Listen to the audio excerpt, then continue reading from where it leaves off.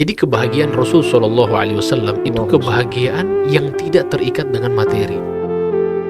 Buktinya Nabi SAW, bayangkan beliau pernah disebutkan dalam riwayat, kata Sayyidah Aisyah, itu selama syahrain mutatabi'in, 2 bulan berturut-turut, itu beliau di dalam rumahnya tidak sama sekali menyala api. Artinya beliau tidak masak. Keluarga itu tidak masak sama sekali. Bayangkan, ketika dibaca, ternyata Rasulullah SAW selama 2 bulan berturut-turut itu, beliau hanya mengkonsumsi al-aswadan. Apa itu aswadan? Al-ma' wa tamar, air putih dan korma. 2 bulan berturut-turut. Itu yang ada di dalam rumahnya Rasulullah SAW. Tapi kalau kita baca dalam sejarah, apakah pernah terjadi dalam kondisi seperti itu Nabi SAW, istri-istri beliau mengeluh? Jawabannya tidak. Pernahkah istri beliau mengatakan, ya Rasulullah, saya menyesal nikah dengan engkau. Ya Rasulullah, saya kenapa hidup seperti ini dengan engkau? Tidak pernah. Kenapa? Karena bahagia. Jadi kebahagiaan yang diberikan oleh Nabi SAW di dalam keluarganya bukan kebahagiaan yang terikat dengan materi, tapi kebahagiaan yang hakiki. Beliau SAW memberikan bahasa cinta yang penuh di dalam rumah tangganya.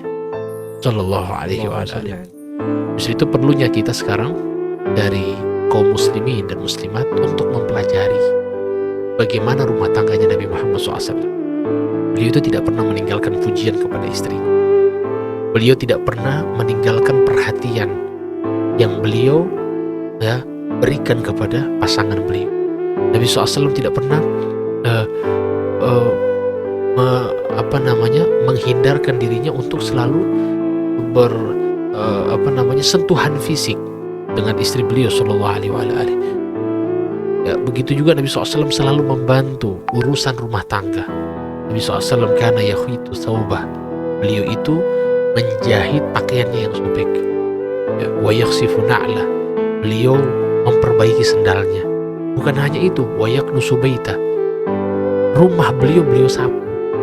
Jadi kehidupan Nabi SAW seperti itu di dalam rumahnya. Mungkin selama ini kita bayangkan, saya dulu mungkin dari kecil ketika melihat bagaimana Rasulullah SAW di dalam rumah itu, mungkin ya dari kecil saya bayangkan Nabi Muhammad itu mungkin di dalam rumah menunggu wahyu, berzikir, baca Al-Quran, memikirkan dakwah dan lain-lain.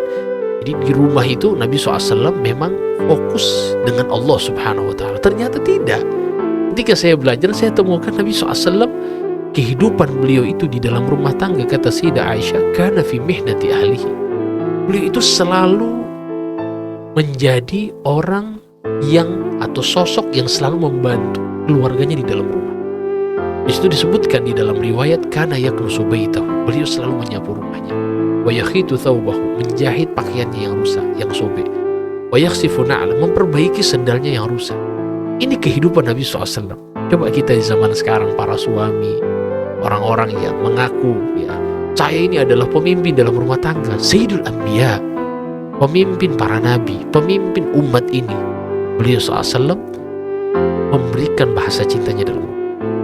Sallallahu alaihi